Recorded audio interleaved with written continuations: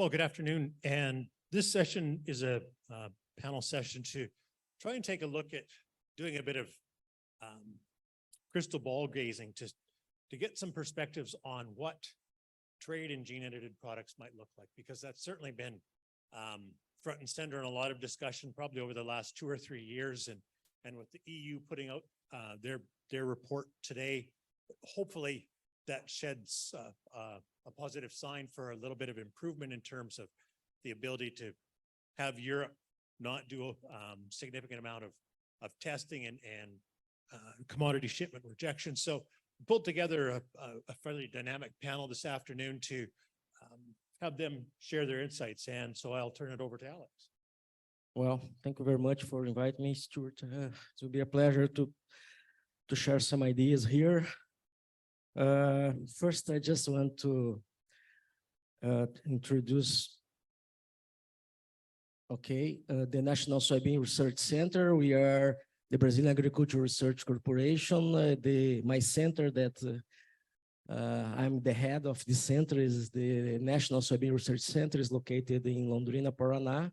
And just for you to know where I came from. And also I am a member of the Brazilian Biosafety Commission. So let's share some thoughts here about, it's important to look back a little bit to understand what's coming with the genome edition. I'm gonna show some examples here about Brazil. I don't think it's working.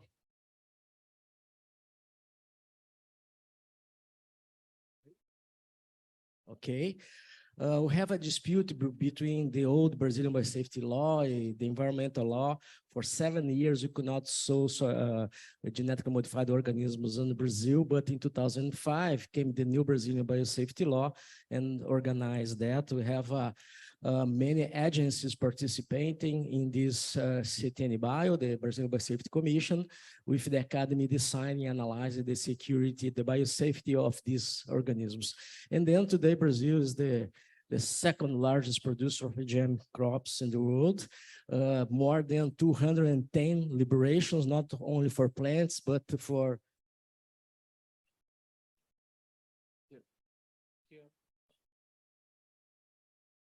the laser. Can you see the laser?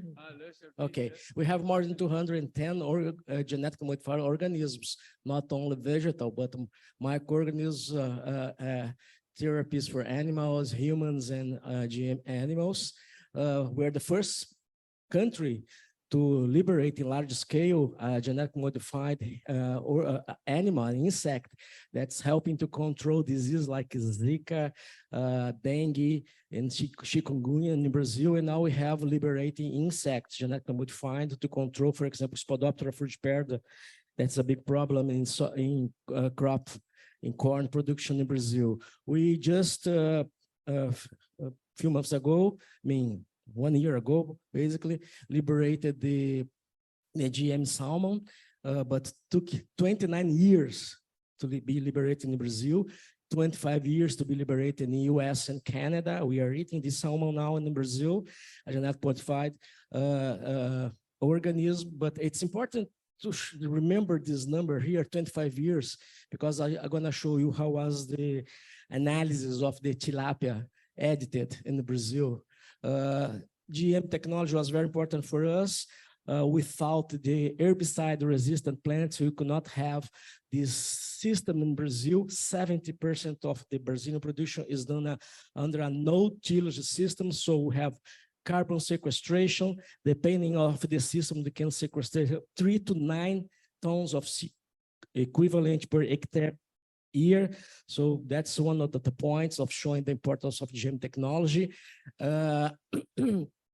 And also for the BT plants, in many areas we have a reduction in the application of insecticides in Brazil. So it was a very interesting technology. However, because of all the polemics, this picture is from Prado et al. 2014. It's almost 10 years paper, but still valid because it shows how much costs to deregulate the GM plant organism in the world. Is everybody knows here is really complicated, and in practice, it limited the technology to a few companies and a few commodities. You don't see GMs for grapes, for apples, for lettuce and other species.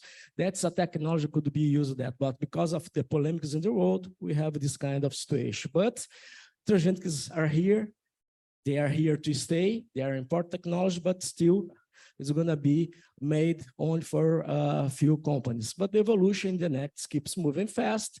Everybody knows Jennifer Doudna and Malloy Carpentier won the Nobel Prize in 2021 because discovering developing the CRISPR technology. And the big debate today in the world is if SDN1 and SDN2 systems, I will not explain this here, I hope you know how the systems works, but those systems actually in practice simulate what nature does. The evolution in our planet is much based in this kind of systems, where we have a break in the DNA, the cell corrects and may introduce mutations, or have small introductions of DNA. This is the big discussion if it's going to be considered GM or not. In Brazil, according to our legislation, case by case, in a case-by-case analysis, sometimes we consider as a non-GM and it's going to be considered as a conventional. We saw this map yesterday in some of the conference. There is a big alignment among those countries in the Americas in terms of legislation. So that's changing. And we see Australia and Japan also in the same alignment. Today just came out a proposal from the European Union. I didn't have time to see, but probably most of you know what's going to happen. In Brazil, we have this normative resolution number 16 that regulates the use of new breeding technologies based on what I just explained, analyzing SBN1 and SBN2. In Brazil, we have evaluated the waxy corn, for example. We consider non-GM like Argentina, United States, Canada. We have a sugarcane developed by Embrapa that's work with the bad genes. We use CRISPR-Cas9 to turn off this pathway, so you have more sugars produced in this sugarcane. It's very, very interesting. We are calling that the flex sugarcane. It's a sustainable way of production biofuels. We did that in Brazil. This was done in my lab. We have a soybean with low lectin, is anti-nutritional factor that makes it difficult for the animals to absorb the protein for soybean. You need to inactivate that in the industry. It costs, it's expensive. So we develop a soybean with low lectin in drought tolerance. Just for you to know, in the big drought we have in the season 2001-2023 in the south of Brazil, and it got here in Argentina as well. In Brazil, we lost more than around 20 billion, 15 to 20 billion dollars of soybean that was not harvested. And now we develop a soybean that we need to test with using genome edition. We also have a soybean developed in partnership with the JIRCAS, a Japanese institution, but using GM technology. We transfer a gene from a plant to soybean. The plants became very drought tolerant, but it's really expensive. We are putting our varieties. We are checking with a company that's partner of Embrapa in Brazil, but we need to see how much it's going to cost to put that in the market. I'm talking about the GM technology, not this one that was considered as a conventional plant by the Brazilian Biosafety Commission. The GDM Corporation that has around 70% of the seed of soybean market in Brazil also developed a genome-edited soybean to reduce raffinose. It was discussed yesterday about this technology. Also, they developed I'm sorry, one for drought and another for seed quality to reduce raffinose. Also using CRISPR-Cas9 technology. The Brazilian Biosafety Commission analyzed that and considered as a non-GM since those mutations already happened in the germplasm of soybean. What we did, we just looked at those mutations and transfer to our best varieties using CRISPR-Cas9 without wasting, I don't like to say waste, but without keeping during 10 years crossing to have a variety with these characteristics from the germplasm bank with high productivity. This was the first microorganisms analyzed in Brazil. It's a yeast to produce, use in the production of alcohol. They use the SDN2 system to introduce genes from Saccharomyces cerevisiae, used in sake production, the Japanese drink. They use SDN CRISPR-Cas9 to transfer sequences for Saccharomyces cerevisiae used in sugarcane. The company is a startup, a Belgian-Brazilian startup. According to them, they saved around $500,000 just because this was considered as a non-GM, and they start to use immediately in Brazil in the plants that produce alcohol for sugarcane. And there is lots of examples. Here, the tilapia, I know that was considered non-GM in Argentina. It was considered non-GM in Brazil as well. Took around 6 months in Brazil to make this analysis. It's a mutation that probably most of you know, but of course, in nature already from this race, Belgian blue, it's a mutation in the myostatin. Only this gene is turned off, there is more production of meat. So it was already considered non-GM in Brazil and Argentina. The same mutation was being used for animals. We have this case that hornless animal that in the first moment we consider a non-GM, but after analysis and discussing with FDA in the United States and even with our colleagues here in Argentina, we exchanged some ideas, and we at the end consider as a GM animal. So the same company, they use the technology Talents to do this, but now they are doing the same using CRISPR-Cas9. And there is some, according to the Brazilian legislation, we need to give information to the general public what's been going in terms of this technology in Brazil.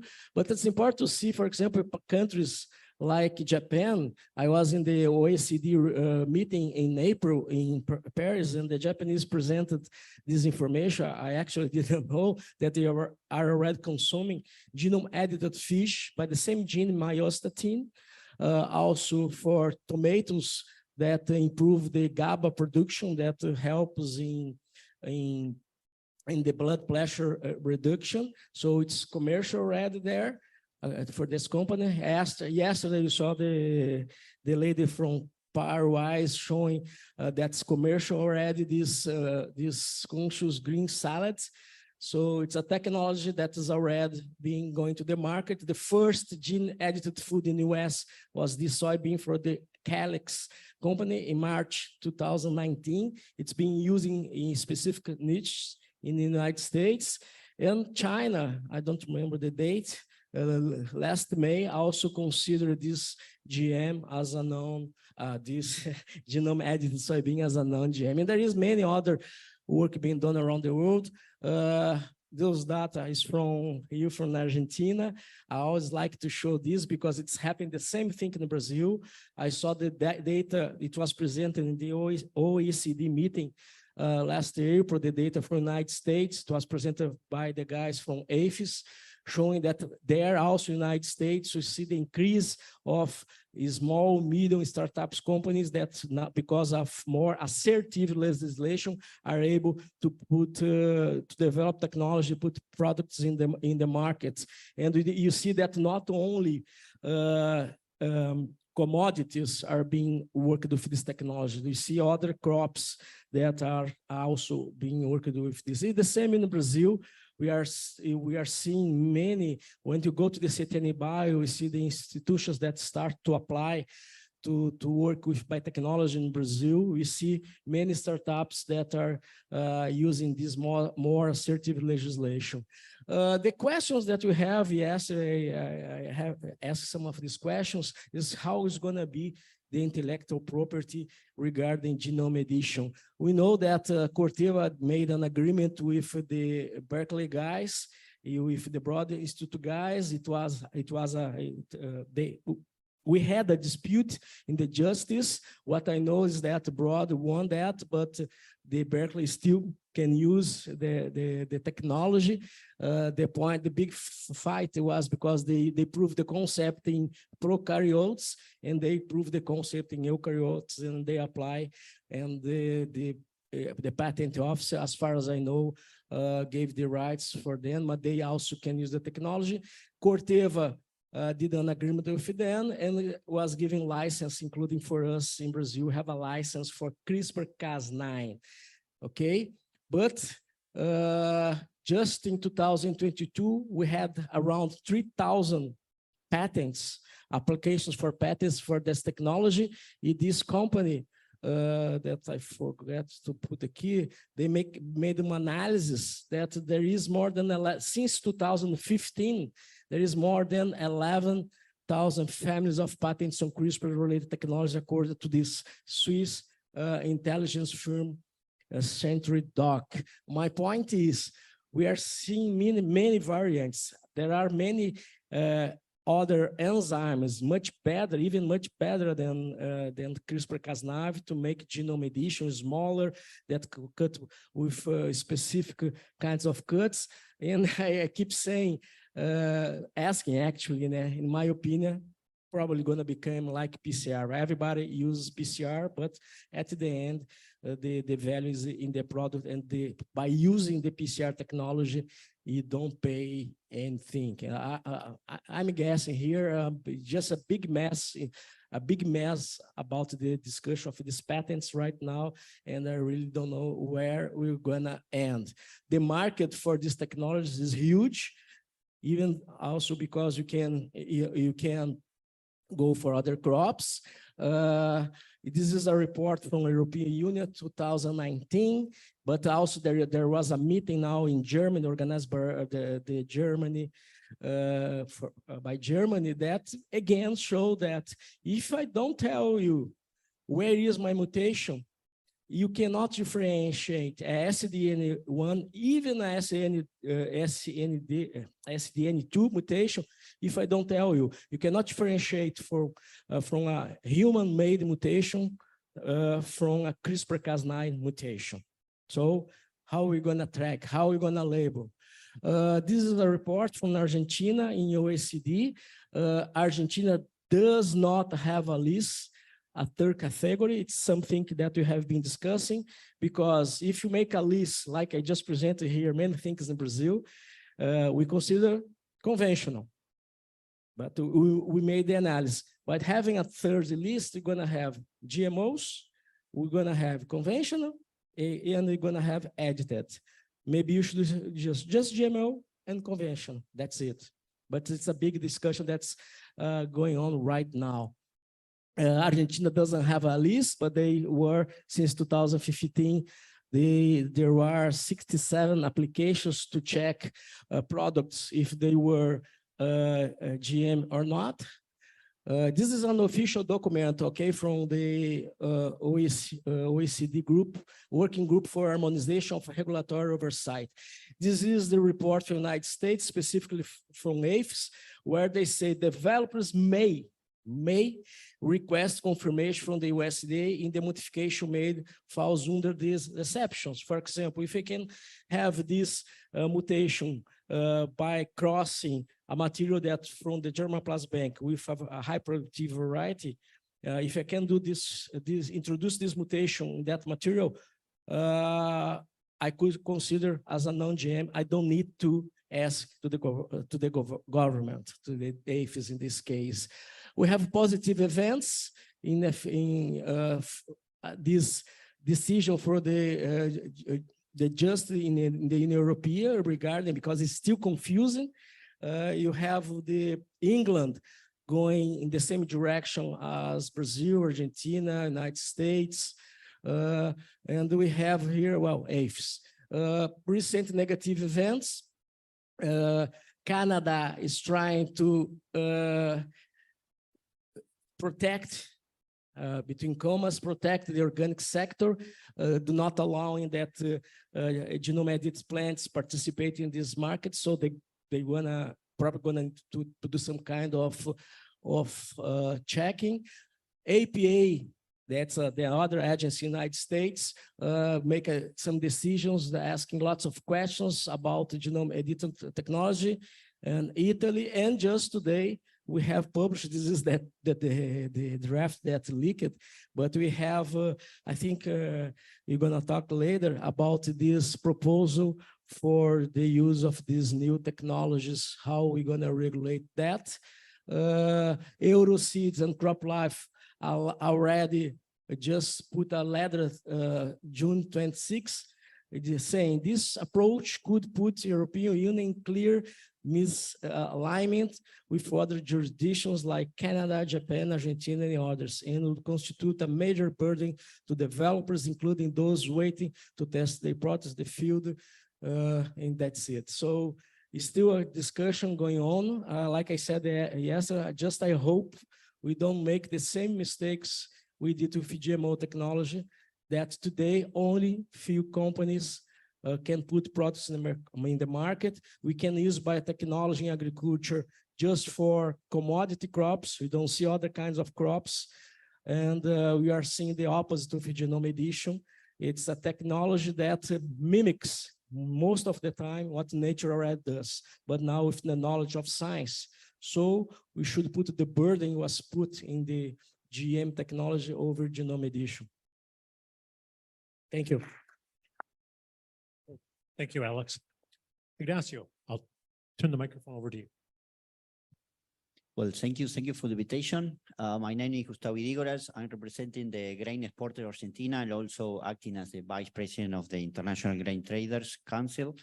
I'm not going to talk about science. I'm not going to talk as scientifics. I'm going to talk as a trader, just giving you an idea why it is important to talk about MBTs when we are talking about global trade, and why it is important to talk in Argentina about MBTs from the economic point of view.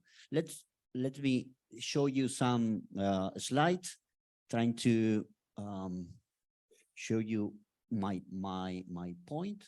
Well, it's quite important in Argentina, as is happening in Brazil and many others, not many, some countries, particularly Mercosur countries. But in the case of Argentina, when we are talking about from the economic side, we are talking about that $7 from $10 that Argentina received from outside is coming from this sector. So if we don't have export of grain, our country is dead. So that's the first point. So the second point is, from the economic point of view, is if we don't have much technology for producing more food, Argentina will not have any condition to have social and economic development in the near future. That's why it's so important for us when you are discussing MBTs, when you are developing MBTs, why it's so important in Argentina, not only to adopt this technology, but also to develop this technology. So gene editing, it's so important for us. You know better than me the importance that we need to have from crop disease, climate change, drought resistant, and nutritional demand that we are receiving right now. We are receiving some niche market, some specific requests from the nutritional point of view that only MBTs may give an answer on this side. But we are so happy with scientifics, but we are not happy with regulators. Why is that? Because we need to trade 900 million tons of grain from 20 markets, from 20 countries to 150 countries in 1 year. So we need to have predictable markets. When we talk about predictable market, we're not talking about prices. We're not talking about conditions. That's a question from the markets. We are talking about common regulation from an exporting and an importing country. If we have 150 different regulations on MBTs, then it means that we, as a trader, we are going to say to the farmer, not planting any MBTs product. Because if not, we will have in risk the food security in our planet. The food security point, it's so critical right now. 155 million people are suffering severe problem on food security. 80% on the world consumption per year is feeding partially by import product. 85% of the annual consumption in Africa is coming from outside. 32% in Caribbean countries is coming from outside, from import. So if we don't have a common understanding, as Alexander has said recently, for example, the idea of having this third list or labeling product like this, what is the negative concept of labeling this kind of product? That the politician is going to ask all the regulators trying to identify and segregate that product that should be labeled. So the politicians think or feel, of course, not everybody are in the same bag that I'm talking about. Politicians feel that if they need to pursue and adopt a regulation about a specific labeling to identify a product like this, is meaning that we need to segregate and we need to introduce restricted importing conditions. Meaning with that, it's not going to be cheaper, it's going to be quite expensive. We need to segregate. Let's imagine only in, for example, in Brazil, 150 million tons of soybean segregated according with the different MBTs. That is meaning that the current price of the soybean, which is 560 US dollar per ton, will go up to 5,000. Who can afford that? Who is able to afford a wheat FOB price from 250 US dollar to 1.5 thousand US dollar if we need to segregate a product like this? So when we are talking about food security and the need for import of grains and byproduct, we are talking about that 768 million people, according with FAO, has serious problem on the nutritional side, so they need more food and they need to have better food for this. Particularly in the case of Asia, African countries are the key regions in the world that need to have better flows of trade. But in addition, we have other uncertainty. We are talking about regulation right now, but we are under a world market which has been punished by the invasion from Russia in Ukraine. Last February, not this year, last year, in one day, in middle of February, we lost 85% of sunflower in just one day on the international demand. 85% of sunflower disappeared in a couple of hours.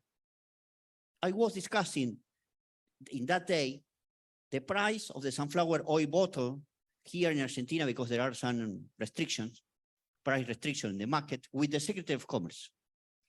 The FOB price was that day, previous to the invasion, 1,350 US dollars per ton, meaning with that 1.2, 1.3 US dollar of the bottle of 1 liter, okay? So we are discussing with the Secretary of Commerce what should be the price for next month for consumer in the country. Well, we are discussing 2 points, 3 points according with the inflation rate. The day after, it was the invasion. So the invasion means that the price, the international price of the sunflower oil bottle of 1 liter went from 1.3 to 2.8 just in one day. So if we are under this condition, and this condition may continue for wheat, for corn, for sunflower, and many other products, we do not need to include other restriction in the global grain trade. Because if we introduce other restriction with having in mind all of these crises, then we will create an additional food security crisis. Argentina is exporting right now the whole grain sector to around 150 markets per year, meaning with that 5,000 vessels arrive to Argentina, take, load all the grains with corn, soybean byproduct, and so on, and goes to 150 markets. If we need to talk with 150 markets about different MBTs, conditions, or recognition, we are out of market. So we need to consider MBTs as a conventional product. We don't need to have any kind of cert list, any kind of labeling, or what any other kind of regulation in addition to this. We have already suffered this discussion on biotechnology. We need to avoid, as Alexander said, the discussion about that, because there is an economic consequence, because there is a social consequence. I'm going to lose my job, but don't care about that. The problem is what is going to happen with these 768 million people that need to feed every day from import. Argentina has different markets, but in the case of sunflower meal, which is our main product, we have 73 countries. MBTs in Argentina is developing, particularly in soybean. We may imagine to have something in the market in coming years. Just imagine that not only Europe, which is probably you will share the current discussion about labeling, but that Europe and 73 markets try to adopt a regulation about labeling or about restriction on MBTs. What could happen in Argentina if we have companies launching MBTs varieties on soybean? You know, soybean is a commodity, as it happened in wheat, corn, and many others. So we are not able to segregate that. 60,000 farmers are planting soybean in the country. They need to sell to around 2,000 cooperatives or inland elevator, receiving them, putting in the same silos all of these grains, and then selling to the exporter for crushing or for export directly. So it's not feasible trying to do, from a physical point of view and the economic point of view, trying to segregate that product. So the final decision will be, listening, farmers, you should avoid all of these varieties. Who is going to lose? Everybody is going to lose. We are going to lose not only the farmer point of view is going to lose technology that reduce cost. Also, the climate change is going to lose because we are not going to have new varieties to reduce the GHG emission and all the problems that we have on the environment, but also the consumers. So just to finish my short presentation about this, when we are talking about MBT regulation, we need to realize that we are under an economic and social environment that needs a quick answer to try to help on the food security, which is the main topic currently in our agenda. Thank you. Okay, I will continue with just talking, not very long, about the current situation that we have in the European Union. So it has already been mentioned by Alexander that the European Commission has prepared a new proposal for the regulation of what is called NGT,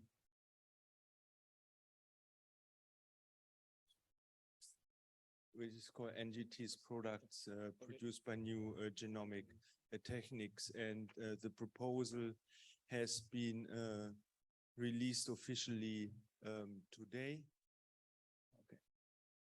Now, to understand the history behind this is we had the judgment by the European Court of Justice in 2018 and on new breeding technologies, and the interpretation of this judgment was then all plants, animals, and other products produced by new genomic techniques would be considered a GMO. And this would require, if you want to cultivate, for example, plants in the European Union, you would need to go through the approval process for GMOs, or if you would like to import and process in the European Union, you also would need to go through an application procedure for this. And it would also require that products would need to be labeled as GMO products, and tracking and tracing has to be in place. That results in additional costs, and we have seen you mentioned 120 million for the approval.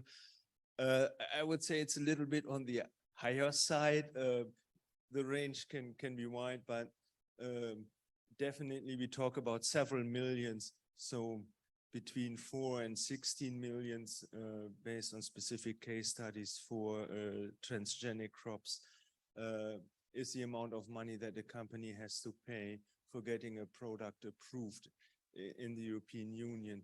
And as I already has been mentioned before, this is a discrimination against small and medium scale companies to enter the market, as they are often not able to shoulder these additional costs. Now, in the proposal that has been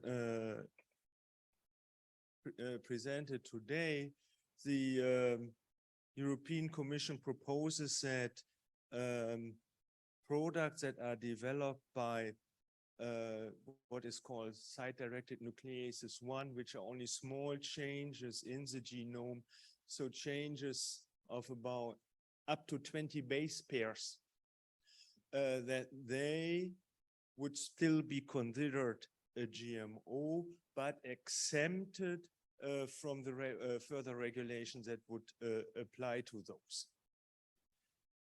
There is still a little bit of uncertainty whether or not this also would require labeling. Currently in the proposal, it is mentioned, yes, food products derived from SDNs need to be labeled, and tracking and tracing needs to be included there as well. And it cannot be used in organic products in the European Union, and herbicide resistance technologies are exempted. So they would, even if you can do this with SDN1, a herbicide resistant crop to be developed, they would still need to go through the standard GMO approval process. So, well, to summarize, if it's a GMO, then it's expensive, and consuming all those that are considered site-directed nucleases 2 and 3 and OMG technologies, they would be GMOs. Now, one of the problems now related with this is that the proposal by the European Commission seems to make sense to many people, right? That at least these SDN1s, which can also happen in nature, should be exempted, making it easier for companies to apply. Under the current proposal, which may still change, you have to submit and notify, and then you are safe. So that would basically be something similar to what we have for conventional, but that you just need to do the notification and everything would be fine. Now here comes the big but. So this is just the first stage. The EU Commission proposes this, and needs to be submitted to the European Parliament. They look at it, that it enters in the political process. Then it goes to the European Council. So after the first reading at Parliament, we don't expect that the Council will wave through the proposal that they may get from the European Parliament, as it is such a controversial topic within the European Union. Different member states have different opinions on this. They may come with some changes, and it goes to the second reading in the Parliament. Then there will be further changes, and we have the voting at the European Council, or the decision-making at European Council again. And for complicated processes, we know it normally gets into a third reading at the European Parliament, and then what is called a trilogue discussion will start, where the Council, European Commission as a mediator, and the European Parliament will sit together and try to find a solution. Now, the big problem in this is that at the Council, for a final approval, a qualified majority needs to be achieved. And a qualified majority requires that 55% of the EU member states vote in favor, 55% with an uneven number. So that means at this point in time, 15 EU member states have to vote in favor of the proposal. And this 55 member state has to cover 65% of the population within the European Union. Now, reaching 15 member states that would vote in favor at this point in time seems absolutely impossible. Many member states where the issue is controversial, like in Germany, in France, in Italy, they already have signaled they would abstain. Not either vote in favor or against, abstain. But abstain in this case means basically no, okay? We know that a number of countries like Austria have already declared they would be not in favor of any liberalization of the current regulatory environment, so they will vote no. Then we have other member states like Cyprus, Malta, and Luxembourg that have also declared that they intend to vote against the change. So we are far away from a qualified majority. Germany, France, and Italy already have more than 65% of the European population. So whatever the European Commission will submit, or what the Parliament may submit to the Council, which is a liberalization, will not get the qualified majority at EU level. Further to that, so that I think this is whatever the European Commission will propose is out of reach. The other thing, there's a more fundamental problem, that plant breeding continuously evolves. If you look into the proposals that came out today at the Annex 1, they list all these new breeding technologies that would be considered SDN1. These are the ones that we have now.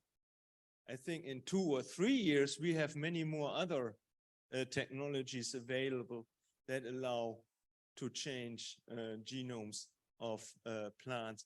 And then one would need to go through the same process again to decide whether or not they should fall under the exemption under SDN1 or not. And if there's another change and another change, so this is basically a procedure that is locking in the European Union at the current regulatory status. And if changes really would be successful and move the European Union forward, then a more radical change would be needed, and that is going away from the process-based to what we call a product-based approach. Something that we had in the European Union before the 1999 mad cow disease accident in the European Union, where as a result, the European Food Safety Authority was established and also decided that GMOs should be moved out of the regulation under novel food and get a specific regulation. Prior to that, they were under the novel food regulation, and the only GM crop that has approval for cultivation in the European Union, Monet 10, which is cultivated in Spain and in Portugal, was approved under the novel food regulation before 1999. And under novel food, we look at the product and not at the process. And that is perhaps the more fundamental change that is really needed to make the European Union what I would call fit for the future, what the Commission really wants. So thank you very much for your attention. Happy to take questions.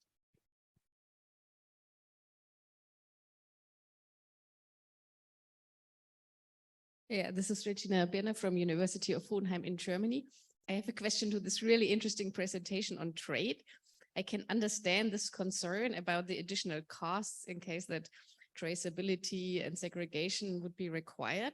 But I'm wondering whether the future of trade does not also for other reasons require a move to traceability. I'm thinking about due diligence laws, for example, deforestation-free value chains and so on, and also this whole set of new digital opportunities from blockchain to anything else that might bring also the costs down. So in the broader picture, how do you actually assess the future of trade?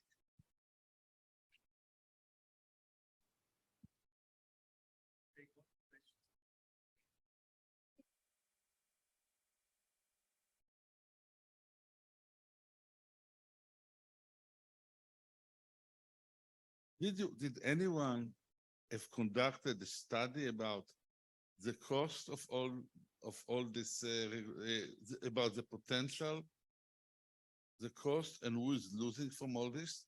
Sometimes when I hear about it, I think, God, I wish more countries will have a Brexit.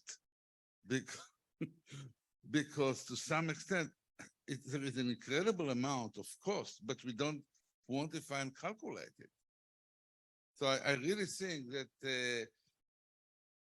to me, it's countries that really believe in it should really take an initiative to do it, because otherwise we have a problem. Secondly, Europe with all this approach of let's limit trade basically would increase the likelihood of climate change and reduce it, because you kill all the solutions. So my feeling is that both in terms of poverty and climate change, the things that Europe believe in, these things are counterproductive, and really our challenge is to work. So this is a question for Gustavo. There is a strong alignment in America's producer countries. The contradiction is for importing countries. In the middle are the traders. So what can we do from Argentina and Brazil, I think, to align importer and exporter? I think I said before in a presentation, we need to introduce the traders in the conversation. Maybe you are the center of the conversation. What can we do from Argentina, Brazil, and maybe US to have a science-based evaluation of risk and use these criteria aligned by economical? Thank you. Well, thank you for the question. Let me go first to your point, which is very good question. In fact, I'm in charge in Argentina about the soybean-free deforestation platform in order with the view to fulfill in 19 months by December next year, the idea of having all the vessels going to Europe as free of deforestation, all plot of land in the country. Plot of land in the country in soybean are covering the same extension of almost 70% of the total territory of Europe. Just giving an idea about how we need to deal with when we are talking about that. What was our decision? As we are not able to segregate, because the price of the commodity shouldn't go up because it's not going to be anymore as a commodity. So we have decided that 100% of soybean production in the country from next year should be free of deforestation without the final destination. If we are going to export to China, we are going to send to them product free of deforestation. We are not going to care about the requirement because Europe imposed the requirement for Argentina, and as we are not able to have a segregation system, not because we don't have technology, we have in fact, this system is going through blockchain. This document chain of custody is going through a blockchain system. That is so easy to do it. The problem that we need to move 50 million tons from the place of production to the elevator, to the cooperative, to the port, and then to the final destination. What happened from the other side? I've been in Brussels 2 or 3 weeks ago. All the global traders, we've been there, talking with European Commission talking with the European Parliament about different topics and including MBTs, talking about this leak of the regulation, talking with it about that and asking them, who is going to pay that if we don't have any other solution? And I introduced one example. Why we produce soybean? Because Europe like to eat pork and poultry meat. That's the only reason. If Europe decided to eliminate the consumption of poultry and pork, then we are not going to produce any more soybean. Because we produce soybean for just one reason, to feed animal that after that will be slaughtered and will be eaten in Europe. So I think that European Parliament should prohibit the consumption of animal protein. That is the best decision for all of this. Thank you. Justus, you might have a different decision, opinion. Yeah, traceability is something that comes to stay. When you start to talk about the questions of deforestation, Brazil suffers a lot of pressure. Yes, we have problems there, but it's not like that. Even we start a program in Brazil showing how sustainable is the soybean production in Brazil with no tillage system, sequestrating carbon, not using nitrogen, chemical nitrogen. Just last year, Brazil did not emit 200 million tons of CO2 equivalent just by using nitrogen fixation, biological nitrogen fixation in Brazil. So there is programs that traceability is going to be there. But if you go in the same direction, we went for GMOs, for every time we have a new event, you need to go and regulate. Can you imagine thousands of, not thousands, let's say hundreds of specific additions for drought tolerance, oil quality, it's gonna be like was the GMO. It was gonna be very expensive, difficult to segregate. It's be almost impossible. So it's gonna be like it was before for GMO. And then you not use those new technologies. So it's something that, yes, Europe should think about. If you put together Brazil, Argentina, Canada, United States, Paraguay, it's 90% of the soybean produced in the world come from our countries. And people don't know why you sow soybean. Somebody asked me, why you don't plant food instead of soybean, right? So that's, it's not only the pork, it's the poultry, it's the cheese, it's the milk, it's the egg, everything that's used, produced not only in Europe, in Brazil as well, in Argentina. So soybean, it's not an event about soybean, but since I'm the head of soybean, use an example, is the cheapest source of protein in the planet in large amounts. That's why we plant so much soybean. It's important for the planet. Of course, we need to make it in a sustainable way. And to make more and more in a sustainable way, we must use these new tools that we're trying to use. I give my example. I worked 15 years developing a drought-tolerant soybean. It's there. We have a partnership with DGM now. We are checking how much it's going to cost to put in the market. It's there. Very nice results, but it's transgenic. It's very tough and difficult to put in the market. On the other hand, for genome edited, the soybean developed, the CTNBio in Brazil, we were submitting now to Conabia here, said in Brazil, at least said it's not GM. I mean, multiplying seeds, I'm planting all over the country to test it and confirm if this genome edited soybean is drought tolerant. For GMOs, I could not do that. I could test only in a few places because I need to have many authorizations from the Brazilian government. And what I did, I got a mutation that already exists in the germplasm bank of soybean. Instead of keeping 10 years crossing, I got my best variety, use CRISPR-Cas9, introduce the same mutation. It's gonna be, if it's gonna be drought tolerant, I don't know yet, but at least I will be able to test a lot. And if it's not, I can put in the market in the opposite of the other situation with GM. Thank you, Alex. coming back to David's question, if somebody has calculated the cost.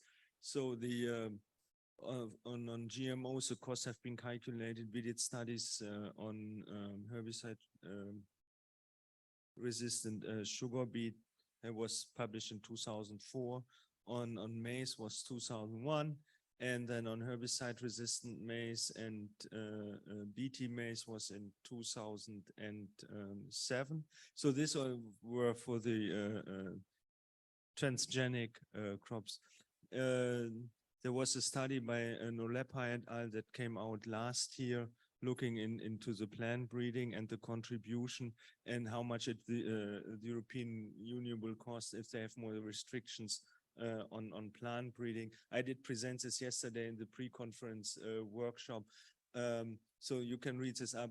I wrote a summary report in the AEPP on the farm to fork strategy from an economic perspective. Now in the we have an EU project, Bright Space, where we go a little bit more into detail, trying to model, well, different strategies for the regulation of new breeding technologies, just to see, to show what depending on if something would go through, what I said will not go through. But anyhow, it's nice for us to just play around with these numbers just to show if the European Union would be able to regulate it either this way or that way, what the differences will be. But these are not so trivial to model exercises, because we have to consider what's happening in the European Union, but also what you're doing in Argentina and in Brazil, right? So that these rebound effects have to be taken into consideration. So we have the first runs and we will be in Rennes, David, at the EAAE meeting. We have a pre-conference, so invite you all, where we'll present first of these modeling exercises to show to the European Union and to scientific colleagues what these costs will be. Thanks. Exactly. Thanks, Justus. Please join me in thanking our panelists for this afternoon.